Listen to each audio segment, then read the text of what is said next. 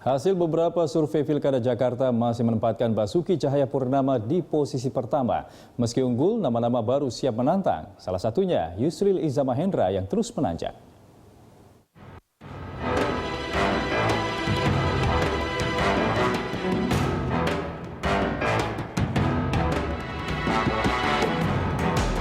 Jelang Pilkada Jakarta, sejumlah nama terus bermunculan untuk menjadi penantang gubernur petahana Basuki Cahayapurnama atau Ahok. Sejauh ini, hasil survei masih menempatkan Ahok dengan elektabilitas tertinggi. Dari sejumlah nama yang beredar, nama Yusril Iza Mahendra bakal jadi kuda hitam, sebab popularitas dan elektabilitasnya mulai menanjak. Data survei Lembaga Analisis Politik Carta Politika menunjukkan saat ini elektabilitas Ahok memang mengungguli Yusril, yakni 59,5% berbanding 20,5%. Namun secara umum, persaingan Ahok dan Yusril menempatkan mereka di posisi pertama dan kedua dibanding nama-nama lain. Carta Politika menggelar survei selama 5 hari sejak 15 hingga 20 Maret 2016.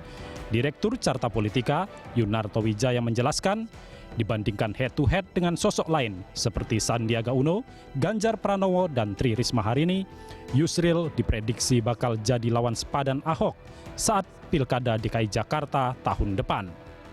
Yunarto bahkan menilai Yusril mulai bergerilya membangun basis-basis suara, salah satunya melalui kampanye membela warga yang akan digusur Gubernur Ahok.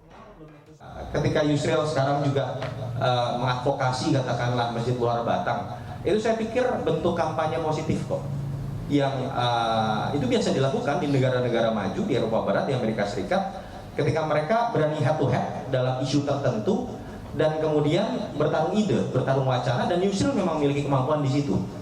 Jauh dibandingkan, jauh lebih bermanfaat dibandingkan dengan isu-isu anti ras, anti agama tertentu yang sempat di tahun 2012 kita lihat.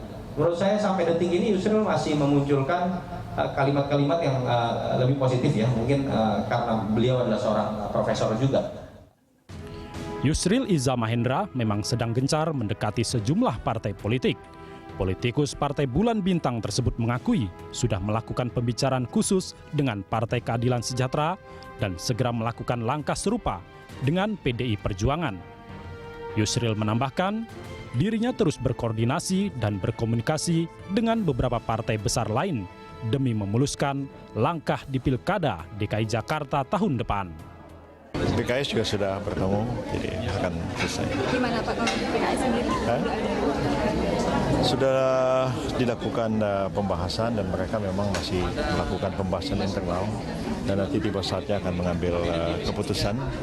Mudah-mudahan saya berharap tidak terlalu lama akan ada keputusan.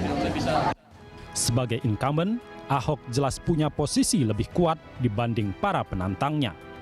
Tidak heran, meski sudah pasang kuda-kuda maju melalui jalur independen, Ahok tetap jadi incaran sejumlah partai politik.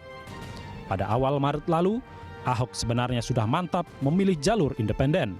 Alasan utamanya, Ahok tidak ingin mengecewakan pendukungnya yang sudah mengumpulkan dukungan melalui teman Ahok.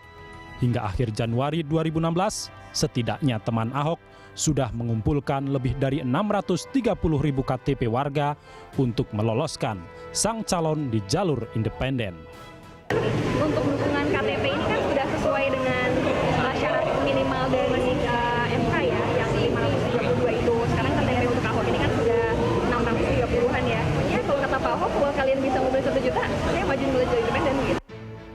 Selain tak ingin mengecewakan warga yang mendukungnya, Ahok juga merasa tak sanggup jika harus maju di pemilihan Gubernur DKI Jakarta melalui jalur partai politik. Ahok mengaku tidak mempunyai dana cukup untuk membiayai aktivitas kampanye partai politik. Ahok sadar jika bergabung dengan partai politik, dirinya harus mengeluarkan dana yang sangat besar untuk menggerakkan mesin partai mulai dari tingkat kelurahan hingga tingkat kecamatan. Ya saya mah gitu aja lah. Patokan saya tidak mau mengecewakan masyarakat yang mau dukung saya.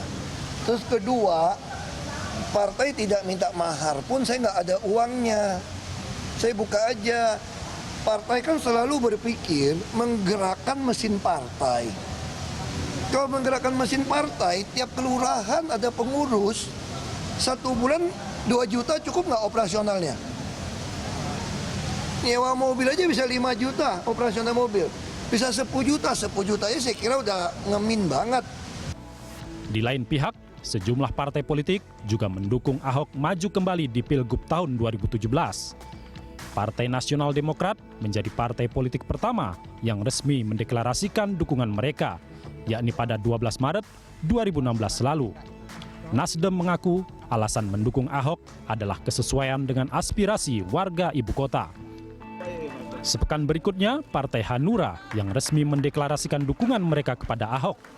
2 alasan utama Hanura adalah kinerjanya selama memimpin DKI Jakarta baik dan profesional.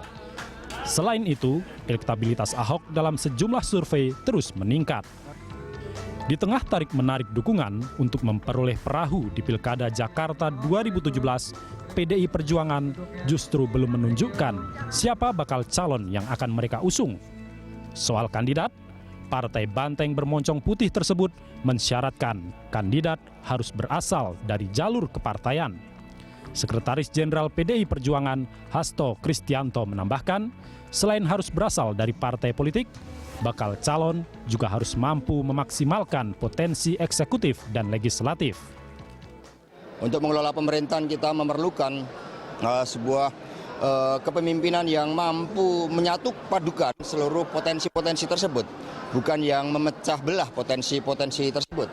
Sehingga dalam perspektif ini tentu saja PDI Perjuangan hanya akan mencalonkan mereka yang bersama PDI Perjuangan menempuh jalan kepartaian untuk rakyat. Mengusung kader sendiri memang tidak berlebihan bagi PDIP, sebab berdasarkan hasil pemilu legislatif 2014, PDIP merupakan satu-satunya partai yang bisa mengusung calon tanpa perlu berkoalisi dengan partai lain pada pilkada tahun depan. Saat ini di DPRD DKI Jakarta, PDIP sukses merebut 28 kursi. Sementara partai lain seperti Gerindra yang punya 15 kursi, PKS peraih 11 kursi, dan Demokrat, P3, serta Hanura yang punya 10 kursi wajib berkoalisi. Karena berdasarkan aturan untuk mengusung calon tanpa berkoalisi, tiap partai wajib punya 16 kursi di legislatif. Tidak hanya soal kursi, jika dihitung berdasarkan raihan suara saat pemilu legislatif 2014, PDIP jelas punya peran menentukan. Kala itu, PDIP mengumpulkan lebih dari 1,2 juta suara atau 27,15% dari sekitar 4,5 juta suara sah. Disusul Gerindra dengan 592.000 suara, P3 452.000 suara, PKS 424.400 suara, Golkar 376.000 suara, dan Demokrat 360.929 suara. Dengan fakta ini, meski calon independen sedang jadi euforia di Jakarta, jelas peran partai politik sebagai mesin-mesin suara tidak bisa dipandang sebelah mata.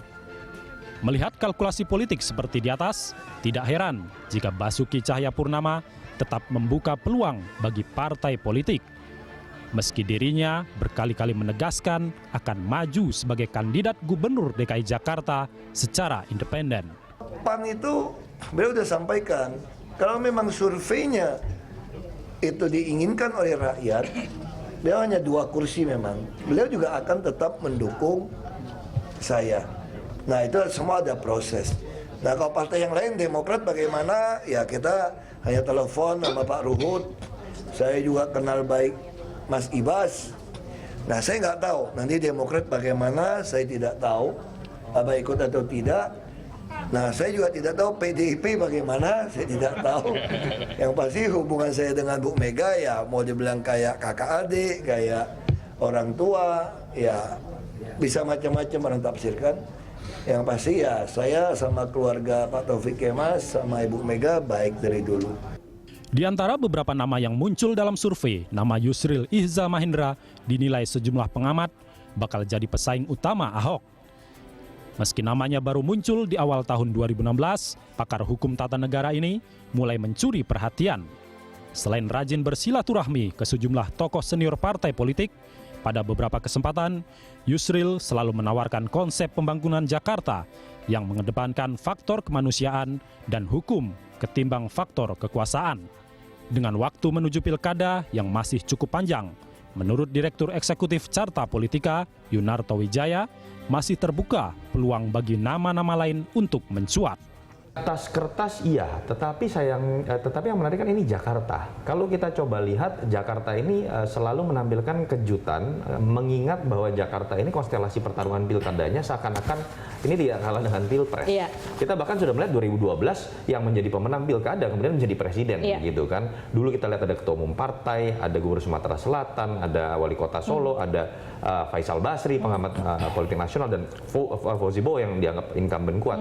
Jadi bukan tidak mungkin pertama masih bisa terjadi kejutan-kejutan, misalnya ada tokoh nasional yang digadang-gadang untuk maju misalnya oleh poros besar seperti PDIP atau Gerindra yang memiliki cukup kursi. Yang kedua bisa juga terjadi hal-hal yang tidak diperkirakan. Contoh, sampai sekarang orang bisa mengatakan Ahok belum tentu bisa lolos lewat jalur independen. Bisa dikatakan riskan karena pengalaman Faisal Basri kemarin setengah dari jumlah KTP yang dikumpulkan ternyata tidak bisa diverifikasi. Pilkada DKI Jakarta memang kerap menghasilkan kejutan. Setiap partai politik dan bakal calon yang saat ini berjuang memperoleh perahu jelas tidak ingin membuang waktu. Adu program dan gagasan untuk membangun Jakarta yang lebih baik dan lebih manusiawi serta intrik politik tentunya akan membuat pertarungan semakin seru.